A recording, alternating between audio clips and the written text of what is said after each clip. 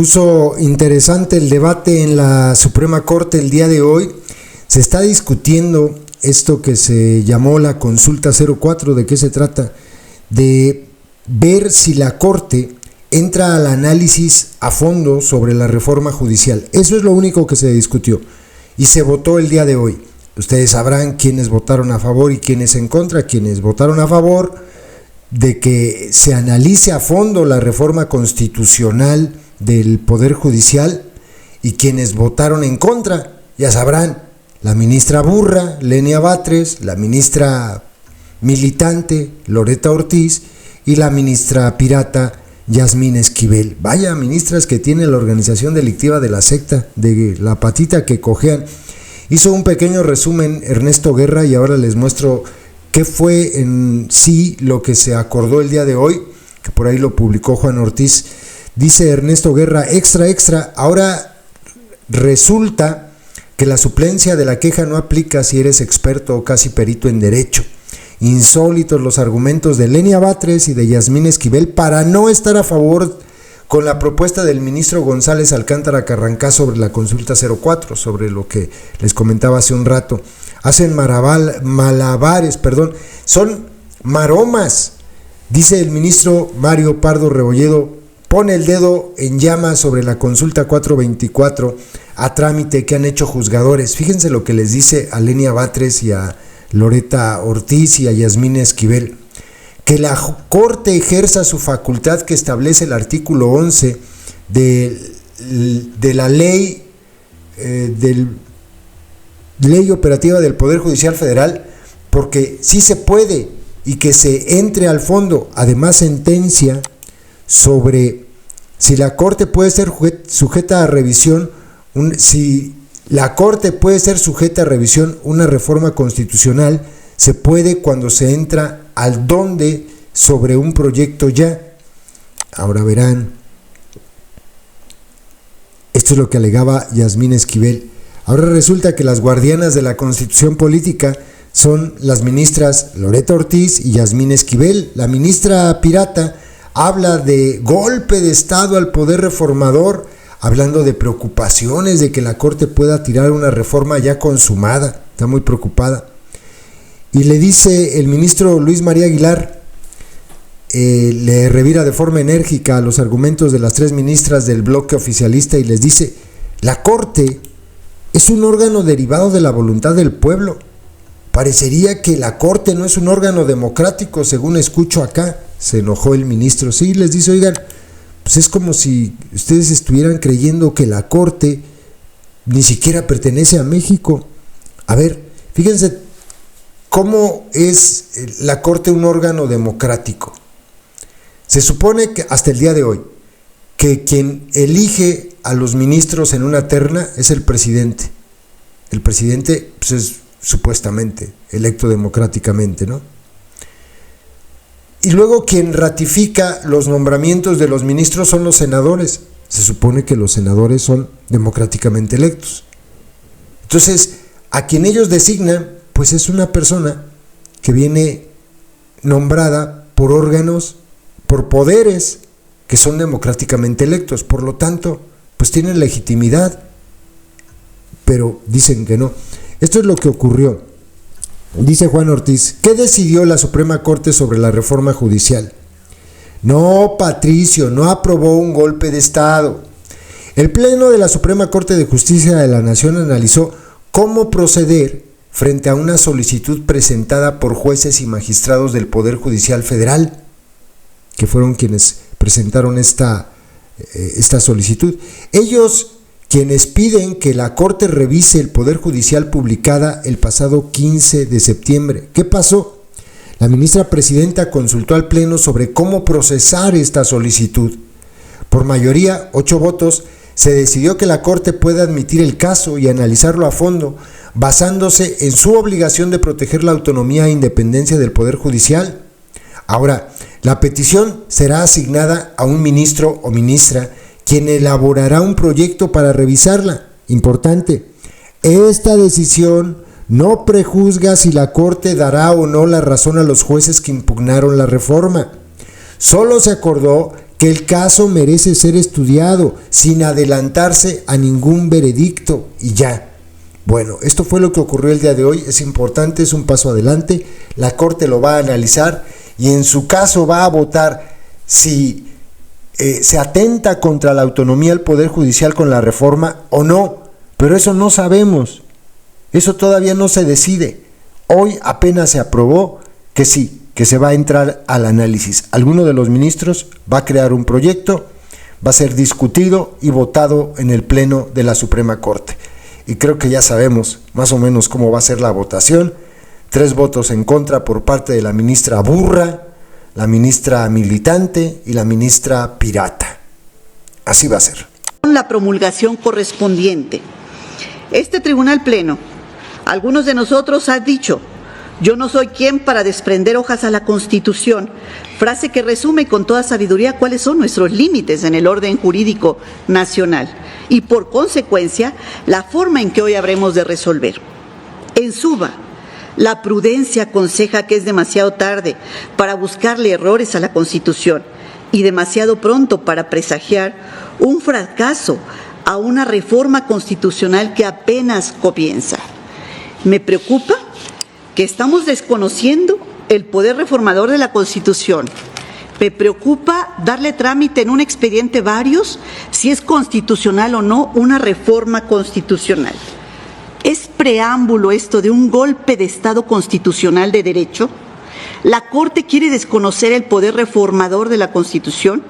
¿Quiere crear una crisis constitucional inaceptable mandando el mensaje de que esta Corte puede echar abajo una reforma constitucional en un procedimiento administrativo previsto en la Ley Orgánica del Poder Judicial de la Federación?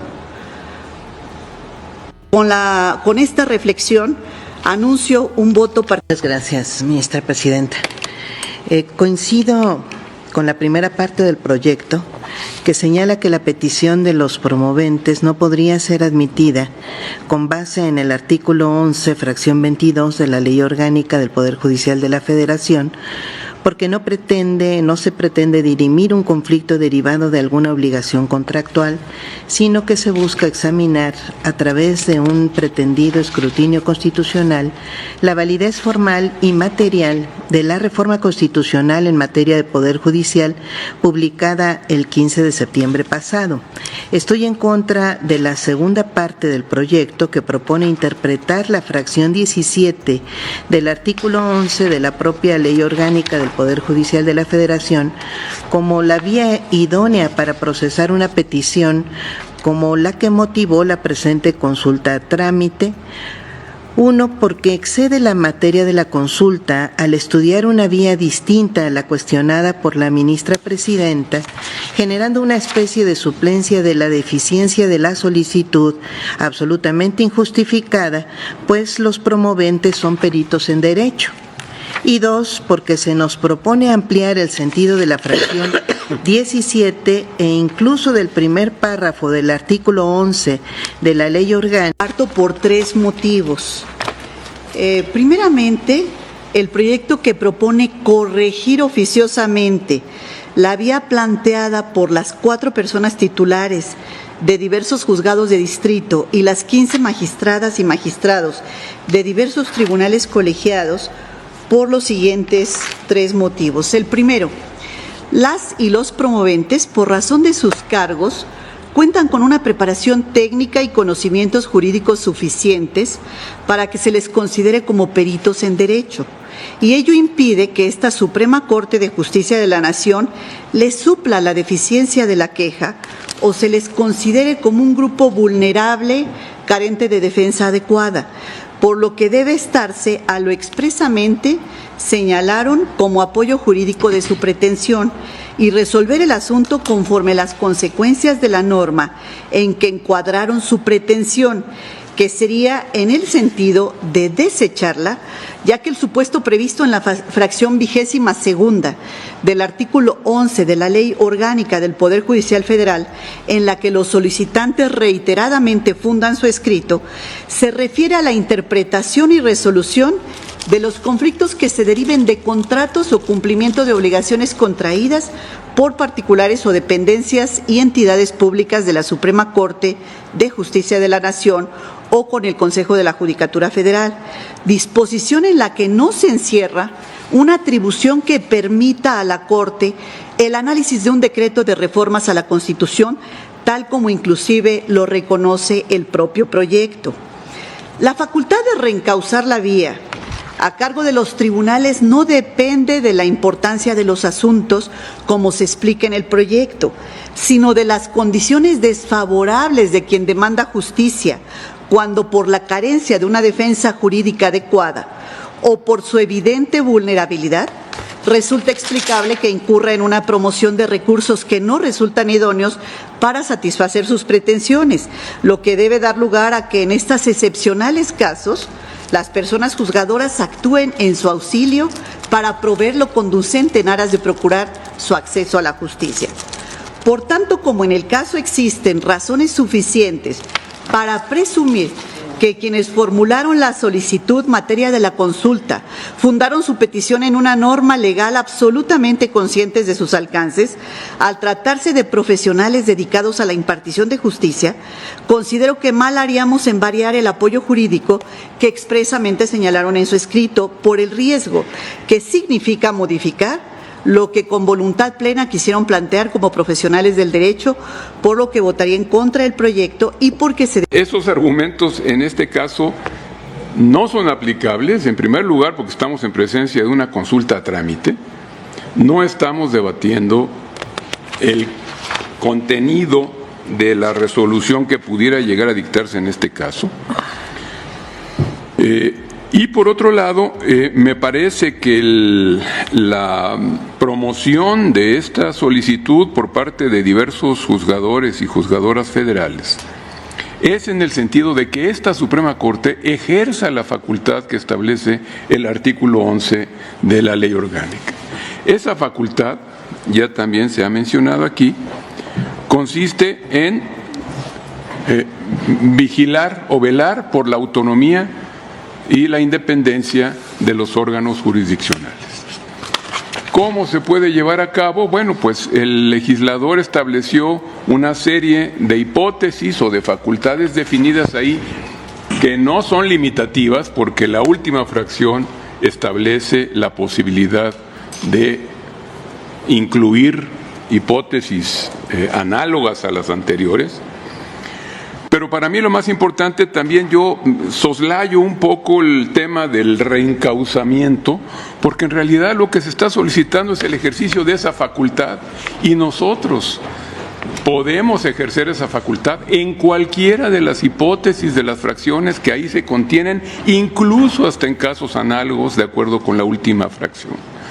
Así es que yo me separaría concretamente del tema del reencauzamiento y iría de manera directa al ejercicio de la facultad esencial que está regulada en este artículo 11. Ahora bien, ya todo el debate de que si una reforma constitucional puede ser sujeta a revisión, de si tiene la misma naturaleza el constituyente originario que un poder reformador de la Constitución que es constituido, que si se puede hacer la distinción entre el procedimiento de reformas o el análisis del contenido material de una modificación constitucional, me parece que no es el momento para debatirlo. Me parece que aquí estamos. Brevísima y última reflexión. La Constitución, como todos sabemos, establece ciertas reglas cuando se creó en el 17, inmutables, que también se les ha llamado pétreas. Esas facultades o condiciones de la Constitución del Estado mexicano no están a discusión, esas no se pueden tocar ni se pueden modificar, como por ejemplo el sistema de gobierno, el sistema federal o la división de poderes. Eso es intocable. Pero la Corte es un órgano derivado o constituido por voluntad del pueblo de México. Por lo que he oído, pareciera que la Suprema Corte No es un órgano democrático creado y dotado de competencia por el propio pueblo mexicano en la Constitución. Parece que estuviéramos aquí enfrente de los órganos que sí son democráticos y creados por la Constitución y el pueblo de México. Aquí, esta Suprema Corte también es un órgano creado por la Constitución y por lo tanto por el pueblo de México, que nos dota de democracia y capacidad para resolver los problemas que se enfrentan como Tribunal Constitucional. Yo no puedo estar... Señor ministro, usted su opinión. Por de los resolutivos. Señor ministro González. A favor. Señor ministro Esquivel Mozo. Los resolutivos responden al proyecto aprobado por la mayoría que yo no comparto. Entonces, en contra. Señor ministro Tizal. En contra. Señor ministro Abel Morales. Yo voto a favor porque además los considerandos apoyan los resolutivos y en eso es lo que estamos resolviendo. Señor ministro Padre Boyat. Son congruentes con las consideraciones de la mayoría. A favor. Señor ministro Bates Guadarrama. En contra. Señor ministro Ríos Farjat. A favor. Señor ministro Lainez A Potissi. favor. Señor ministro Pérez de Ayala. Los resolutivos coinciden con lo discutido. A favor. Señora ministra presidenta Piña Hernández. Por el proyecto. Señora ministra presidenta, me permito informar que existe mayoría de 8 votos a favor del punto resolutivo. Gracias. En consecuencia, queda decidido en definitiva este asunto y dado lo avanzado de la hora voy a levantar la sesión y convoco a las y los señores ministros para la próxima sesión pública ordinaria que tendrá verificativo el próximo lunes a la hora de costumbre. Se levanta la sesión. Gracias.